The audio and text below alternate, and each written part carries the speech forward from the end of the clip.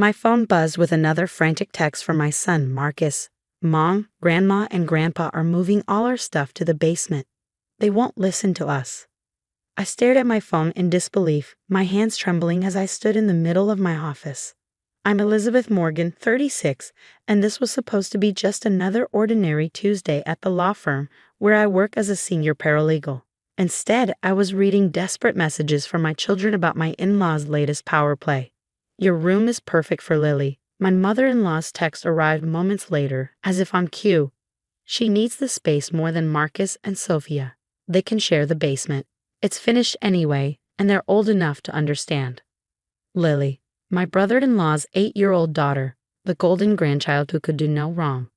The one my in-laws had been trying to accommodate ever since my brother-in-law, Mark, lost his job and moved back home with his daughter. I took a deep breath, my legal training kicking in. Stay calm. Document everything. Please stop moving my children's belongings, I typed back. We can discuss this when I get home. There's nothing to discuss, came the swift reply. We've already decided. The basement is perfectly fine for teenagers. My children were 14 and 12, and the basement had been strictly off limits to them since we moved in. Too dangerous, too damp, too many exposed pipes. Those were my in-laws' excuses whenever Marcus or Sophia wanted to use it as a play area. But now, suddenly, it was perfectly fine for them to live there. I glanced at the photo frame on my desk, my mom smiling back at me. She'd left me this house when she passed away 5 years ago, making me promise to always protect my children. My in-laws had moved in 2 years later when Robert, my husband, insisted they needed help with their medical bills. Just until they get back on their feet, he'd said. Now, they acted like they owned the place. Another text from Sophia. Mom, they're taking down all our posters. Grandma says they're too childish for Lily's taste. I grabbed my purse and car keys. I'm coming home. I messaged my kids. Just stay calm. Everything will be okay. The 20-minute drive home felt like hours. I kept thinking about the document locked in my office safe at work.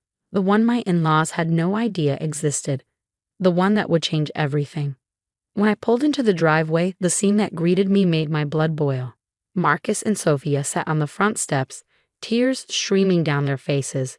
Through the open garage door, I could see their belongings piled haphazardly, books, clothes, gaming console, Sophia's art supplies, all thrown together without care.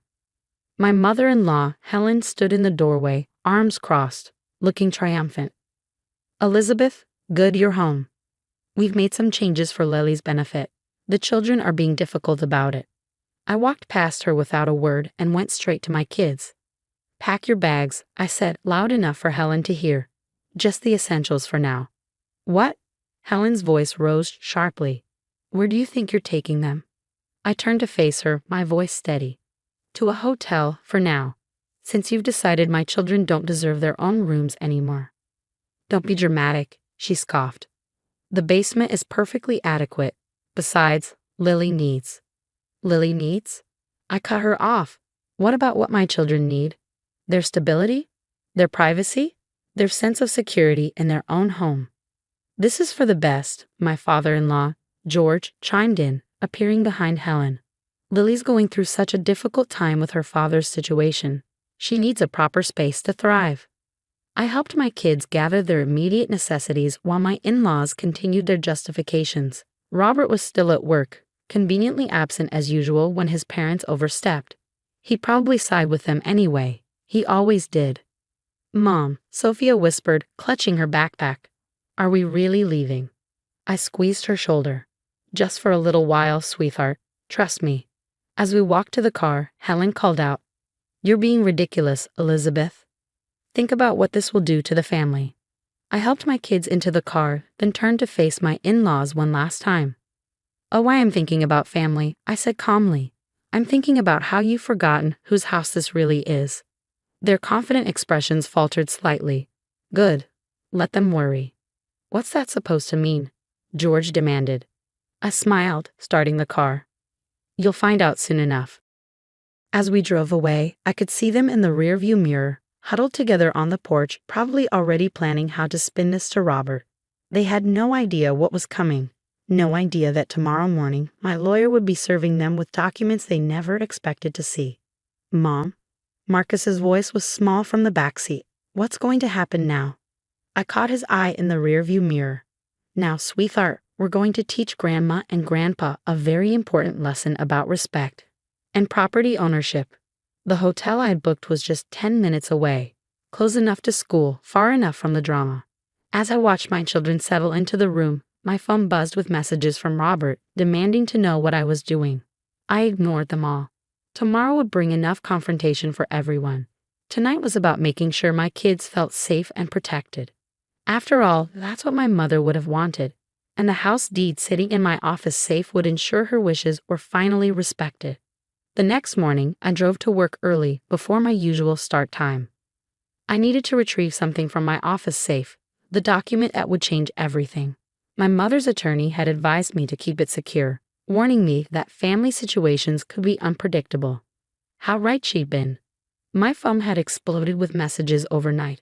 Robert had left 5 voicemails, each more demanding than the last. "You're overreacting," he insisted. "Come home, and we can work this out like adults."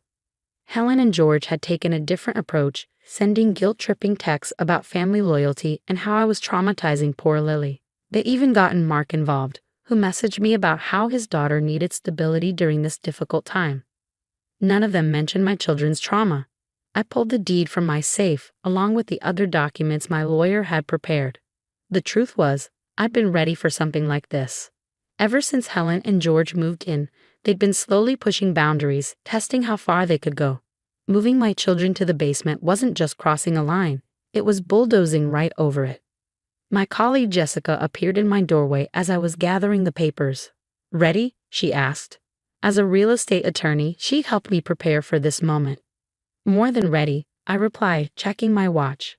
The process server should be arriving at the house right about now. I'd arranged for the documents to be served during breakfast, Helen and George's sacred family time that they'd insisted everyone attend. Well, everyone except my children, whom they'd planned to banish to the basement with their meals. My phone buzzed. A text from Robert. "What the hell, Elizabeth? Why is there a process server at our door?" I didn't respond. Instead, I gathered my things and headed to the conference room, where we'd arranged to meet in an hour. Robert had received a separate notice to attend a family legal consultation at my firm. He had no idea I was behind it. The next hour crawled by. I kept checking my phone, watching the messages roll in. "Helen, this is outrageous. You can't do this." "George, we're family. How dare you treat us like this?" "Mark, my daughter needs a stable home. You're being selfish." Finally, Robert burst into the conference room, his face red with anger. "What is this?" he demanded, waving the legal papers. "An eviction notice? For my parents?" I sat calmly at the conference table, Jessica beside me. "Sit down, Robert. We need to talk about the house. Specifically, who owns it." "What are you talking about? We own it together." "No," I said firmly, sliding the deed across the table. "We don't. My mother left the house to me specifically. It was never joint property." Robert's face paled as he read the document. This can't be right." "It's perfectly correct," Jessica interjected professionally. "The house has always been in Elizabeth's name alone. Your parents have been living there as guests who have now overstayed their welcome and violated the rights of the legal owner's minor children." Robert sank into a chair, still staring at the papers. "But they're my parents," he whispered. "They need a place to stay. They need to respect boundaries," I corrected him. "They need to understand that they can't just take over my children's rooms and relegate them to the basement. They need to remember whose house they're living in. And Mark, Lily, where are they supposed to go?" "That's not my problem," I replied, though my heart ached for my niece. "Mark needs to step up and find his own place. He's been living off your parents' goodwill for too long, and they've been living off mine." Just then, my phone buzzed with a message from Marcus. "Mom, Grandma, and Grandpa are packing their things. They look really angry." Good. The process server had done their job. "The eviction notice gives them 30 days, I explained to Robert. "That's more than generous, considering they tried to force our children into the basement without any discussion." "You can't do this," he protested weakly. "Actually, she can," Jessica interrupted. And if your parents fail to comply with the eviction notice, we're prepared to take further legal action. Robert stared at me, really looking at me, perhaps for the first time in years. Why didn't you tell me about the deed? Would it have made a difference? I asked quietly. Would you have stood up to your parents when they decided to take over our children's rooms?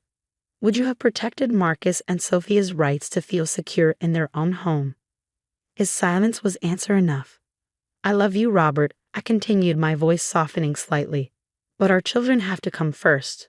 Your parents have been pushing boundaries for 2 years, and you've let them. Yesterday, they went too far.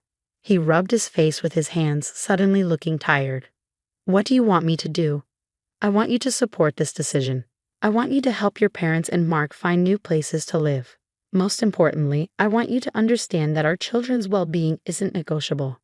As Robert left the conference room, looking defeated, I felt a weight lift from my shoulders. The hard part wasn't over.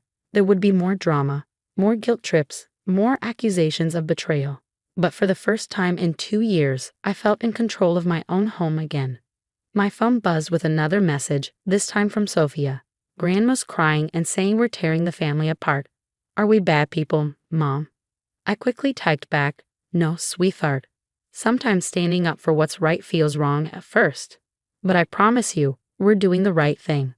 The next few weeks were a storm of emotions and accusations.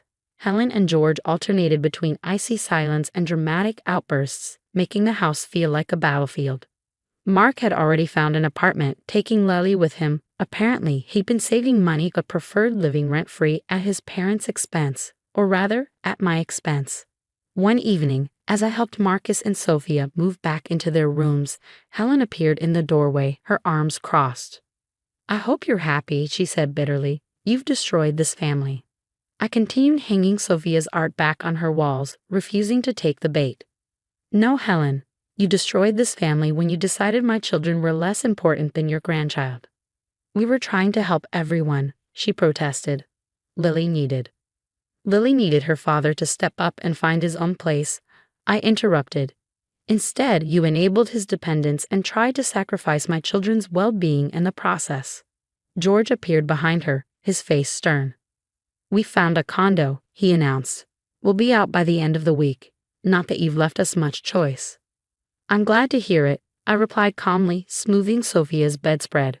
I hope your new place helps you remember the importance of respecting boundaries. They left without another word, but I could hear Helen crying dramatically in the hallway. Once that sound would have filled me with guilt.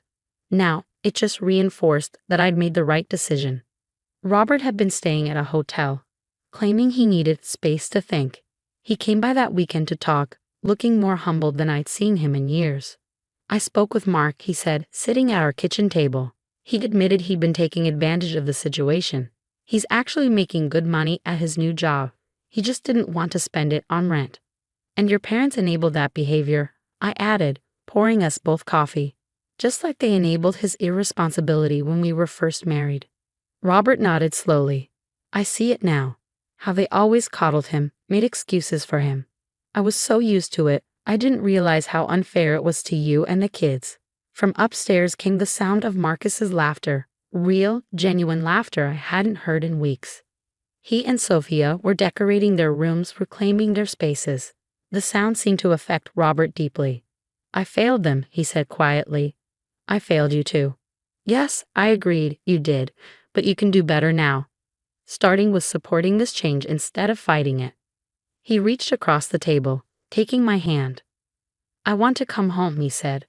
I want to make this right. I squeezed his hand but kept my voice firm. You can come home, but things will be different. Our children come first, always. No more letting your parents overstep.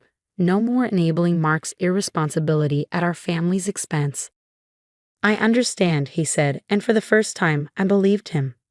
The day Helen and George moved out, there were no tearful goodbyes, no dramatic scenes. They packed their car in silence, pointedly ignoring me as I supervised from the porch. But just before they left, Helen turned to me. You think you've won, she said, her voice cold. But you've lost something precious, family. I met her gaze steadily. No, Helen. I protected my family, my children. You're the ones who forgot what family really means. As their car disappeared down the street, Marcus and Sophia came to stand beside me. Are they going to hate us forever? Sophia asked quietly. I pulled her close. They don't hate us, sweetheart. They're just learning a hard lesson about consequences. Sometimes love means setting boundaries, even when it hurts. That evening, we had our first peaceful family dinner in weeks. Robert was back home, the kids were laughing, and the house felt lighter somehow. As I watched my family truly together for the first time in years, I thought about my mother. She left me this house as a legacy, a foundation for my children's future. By standing firm, by refusing to let others diminish that legacy, I'd honored her memory and protected what mattered most. Mom, Marcus said suddenly, I'm proud of you for standing up to them. Tears pricked at my eyes. Thank you, sweetheart. I'm proud of you too, both of you, for being so strong through all of this. Robert reached over, squeezing my hand. We all are, he said softly. You did the right thing. Later that night, as I tucked Sophia into bed in her own room, not the basement, never the basement, she hugged me tight. I love you, Mom, she whispered. Thank you for fighting for us. As I closed her door, I caught sight of my reflection in the hallway mirror. I saw what Helen and George had missed, what Robert had finally recognized, not just a daughter-in-law or a wife, but a mother who would move heaven and earth to protect her children. Sometimes the greatest victory isn't in winning the battle, but in choosing which battles to fight. And sometimes protecting your family means standing up to the very people who should have been protecting it with you.